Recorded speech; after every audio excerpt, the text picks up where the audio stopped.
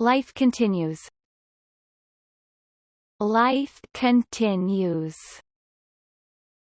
I really loved the article, and you talk in here about, for whatever reason, and it's a small group, trust me, it's a small group, but they're loud, because I went through this, and voices that don't like you and say mean things really stick with you, for some reason more than voices that say, you're great.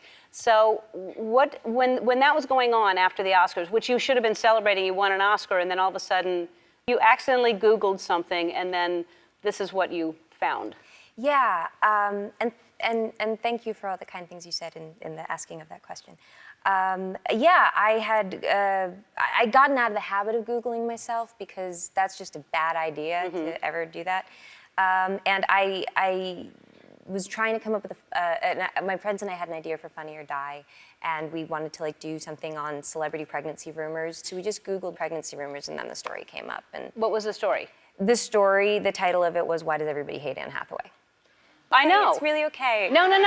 It has a happy ending. Life continues. Yes, but I know what that feels like. And I think when people write things like that or say things like that, it is cyberbullying.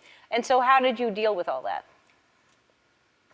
Well, I listened at first, and that I couldn't help it. And you try to shut it off, and I couldn't. And then I realized why I couldn't was I hadn't learned to love myself yet. I hadn't gotten there. And if you don't love yourself, when someone else says horrible things to you, a part of you is always going to believe them. Yep. And so then it was like, okay, I don't want to believe these people. I don't want to agree with them on any level. I want to figure out who I am.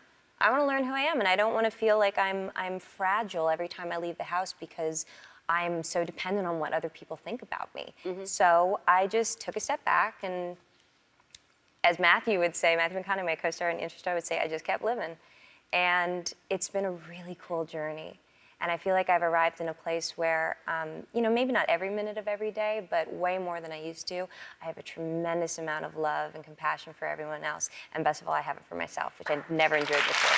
Good.